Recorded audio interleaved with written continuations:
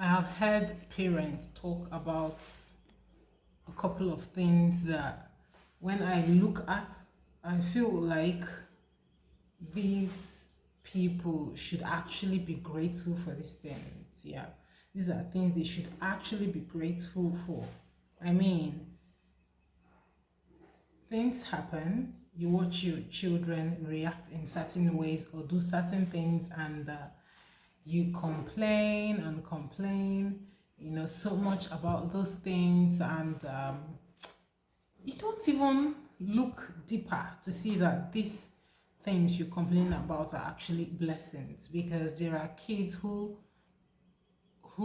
do not have such privilege, or there are parents who do not even have the privilege to experience such things, and yes, joy and pain can coexist.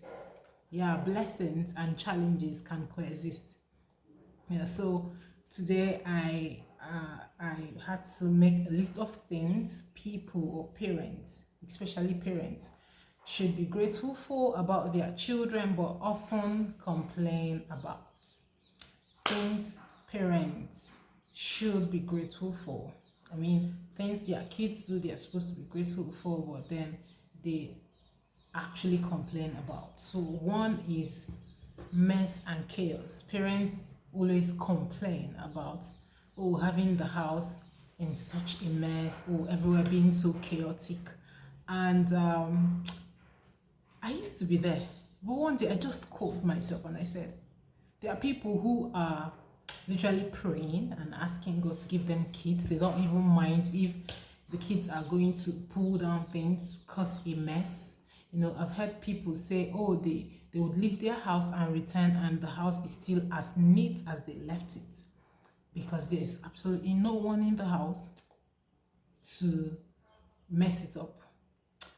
So it's actually so much, it's actually such a blessing to have kids come, kids in your space, mess it up, you know, try to be chaotic. I feel like these are things we should be grateful for. What we should be talking about is how to manage them. Yes, although we'll talk about that later by the end of this video. So it's only kids who are healthy, who are strong, who are well, who are, who are not invalid. They're actually the ones who can cause a mess, who can, move around, do things in the house, be chaotic in whatever way. It's actually kids who are not invalid, kids who are well, who are strong, who are healthy. Because a child who has what's that thing called, something palsy, cannot cannot, will not be active, will not move around, will not do anything. They'll just lay there, and wherever it is you go and return, they are just there, still lying there, completely, untouched, unmoved. Yes. Another thing we should be grateful for as parents that we usually complain about is having picky eaters. Yes. So I just woke up one day and I said, everyone is talking about kids who are picky eaters. We complain, we come on social media, we talk about it, and we're like, I just wonder, I just said, isn't it a privilege? Because when I was young, I can't really say when I was a child, but I know, like, as when I was a toddler, but I know that I saw kids when I grew up a little. I saw kids who were toddlers, and yeah, and did not have the privilege to pick, to choose what to eat. I mean, it's whatever it is their parents brings to the table that they eat. So there was no luxury. They didn't have that luxury of, or they don't have that luxury of being able to pick, to choose this or that, from this to that. So it's actually a privilege that as a parent you're able to afford. It's actually a privilege to be able to afford options for your kids, whether it's in the things they want, it's in the things they eat. It is a rare privilege. Not so many people, not many times, even you as a parent, you were not able to do that. in your home, in your family when you were growing up. So it's something we should be grateful for, that our kids can say, oh, I want this one, I don't want that one.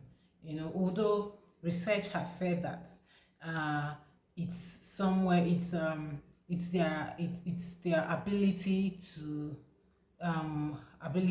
be able to sense a taste or texture that they do not want. Yeah, apart from that one, I'm actually looking at the place from the point of being able to afford. Because even if a child were reacting to a certain meal and that's the only thing the parents could afford, they would they would have to end up with that same meal. I mean, if a child, I don't know how many kids you've seen or heard of that reacted to pap. Yeah, I mean, this corn we make, barely, but you also have kids from parents who are doing well, who are, who can afford more than pap. You see them talk about giving their kids pap and their kids are reacting to the pap. I mean, their body is actually sensitive to it, and they are having, reactions, whether in their body, on their skin or whatever. And I say, yeah, it's because their parents can afford it. Not so many people can afford it. So it's actually such a luxury. It's also a blessing to be able to afford the options that your child is trying to pick from. Yes, another thing that I also see as something we should be grateful for is the constant questions. We have kids who are so curious and they come to you and they're saying, what is this? What is that? Why is this that way? Why do you have to do that? And you're saying, oh my God, please, can I catch my breath? I need to breathe. You asking so many questions all at the same time. Please let me answer one at a time. And you're wondering, oh my God, this kid, it asks too many questions. This is too much. Please, it is something to be grateful for, because it talks about their curiosity and the willingness to learn. So you should see those moments as teachable moments. See them as opportunities to teach, to help the child, to teach the child how to make research. So just in case it's something you do not know, because many times there will be things you do not know. So teach them, guide them, let them know how to make research. Give them the material they will use to make this research, so they gain that knowledge they are curious about. Another one is, kids that will say, oh, they talk too much. This can be pointing to who they are going to be: speakers, crusaders, what's this other thing, maybe evangelists, pastors, people who hold the stage, people who take the podium, and they are able to convince people, talk to people, sway people, engage people, talk, conversationalists, journalists, people who are able to engage with anybody, get whatever it is they need from people. That could be, yeah, that could be a sign of who your child is going to be. So when you're saying, oh, they're talking too much, appreciate that. The other side of it is also is that kids who are very vocal are they are hardly bullied. Yeah, they rarely experience bullying. This is because for every time they get bullied, whether in whatever way, sexually, physically, they are going to say. So you see kids who are very outspoken, who are very smart, who speak up, who are very expressive. Predators don't prey on those kinds of kids. Yeah, they just find other kids that are very calm, withdrawn to themselves, barely speaks. So it's a blessing that your kid speaks. I mean, that your child talks a lot. Yeah, we say talks a lot. It's actually a blessing that your child, is very expressive. Yes. Another one is, I would say, the constant noise in the home. it is a blessing that you can hear the chatter, the laughter, the sound, because I usually say our childhood days are actually the shortest period of our human life. So your child is going to be all over the place, laughing, screaming, shouting, only for the period that they are going to be kids. Once they cross to the preteens, they no longer do all of that. They'll begin to put themselves, try to be cordial, try to move with so much demure. So it's a blessing. They're not going to be there forever. There's a time will come when you're going to wish you could just hear the sound of their laughter, just because they have gone and they've gone to live their own lives. So appreciate those moments. Yes. And there's nothing beautiful about that silence that you have. You might enjoy it for a period, where you say, okay, I want to take some rest. Yeah.